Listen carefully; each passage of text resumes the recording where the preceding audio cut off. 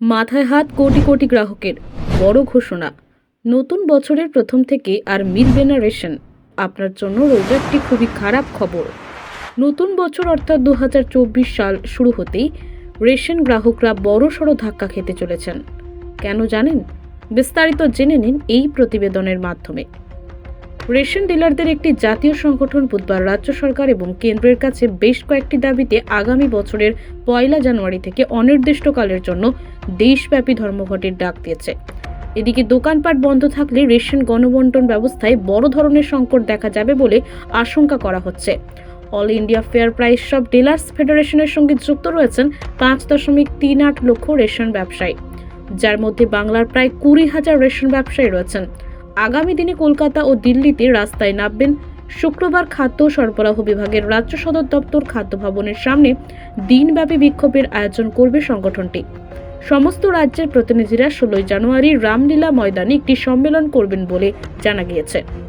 এদিকে ফেডারেশনের জাতীয় সাধারণ সম্পাদক বিশ্বম্ভর বসু বলেন, একাধিকবার আবেদন করা সত্ত্বেও রাজ্য সরকার বা কেন্দ্র কেউই আমাদের দাবিগুলি খতিয়ে দেখতে আগ্রহী নয়।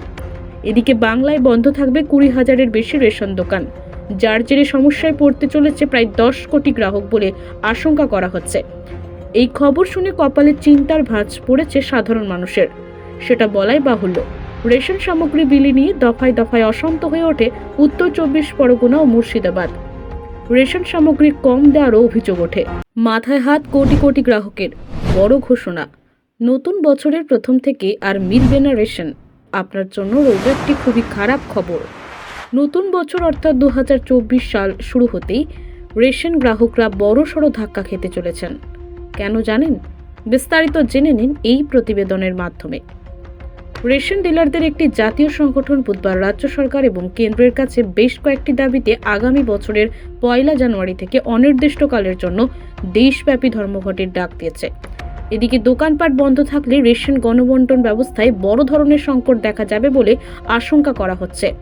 All India fair price shop dealers ফেডারেশনের সঙ্গে যুক্ত রয়েছেন 5.38 লক্ষ রেশন ব্যবসায়ী, যার মধ্যে বাংলার প্রায় 20,000 রেশন ব্যবসায়ী রয়েছেন। আগামী দিনে কলকাতা ও দিল্লিতে রাস্তায় নামবেন। শুক্রবার খাদ্য সরবরাহ বিভাগের রাজ্য সদর দপ্তর খাদ্য ভবনের সামনে দিনব্যাপী বিক্ষোভের আয়োজন করবে সংগঠনটি। সমস্ত রাজ্যের প্রতিনিধিরা 16 জানুয়ারি রামলীলা ময়দানে একটি সম্মেলন করবেন বলে জানা গিয়েছে।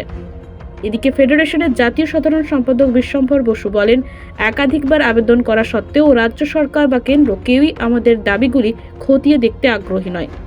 এদিকে বাংলায় বন্ধ থাকবে 20,000-এর বেশি রেশন দোকান, যার জেরে সমস্যায় পড়তে চলেছে প্রায় 10 কোটি গ্রাহক বলে আশঙ্কা করা হচ্ছে। এই খবর শুনে কপালে চিন্তার ভাঁজ পড়েছে সাধারণ মানুষের, সেটা বলাই বাহুল্য। রেশন সামগ্রী বিলি নিয়ে দফায় দফায় অশান্ত হয়ে ওঠে উত্তর 24 পরগনা ও মুর্শিদাবাদ। রেশন সামগ্রী কম দেওয়ারও অভিযোগ ওঠে।